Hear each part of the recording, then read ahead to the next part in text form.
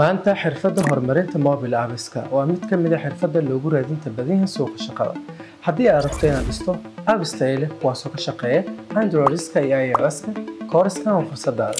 Waxaan ahay Cabdiraxmaan Afrax, mobile app developer, dhisay application kala duwan kuwaasoo aad ka helayso App Store-ka iyo Play Store-ka, kana tirsan barayaasha Kaafiya Technology Center. Waxaan kugu soo dhaweyn doonaa koorsada mobile app development oo aad ku baran doonto sida loo dhiso apps casri ah. waxaana baran doontaa Flutter oo ah framework, Dart programming language, Git and GitHub, API integration, ilaa aan ka gaarno backend-ga anagoo isticmaali doono Firebase. Koorskan wuxuu socon doonaa muddo 4 bilood, isbuuciina waxaa ka qaadan doontaa 2 maalin.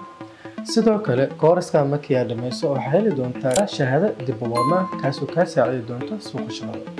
ku soo biir Kaafiya Technology Center oo bilow safarkaaga mobile app development.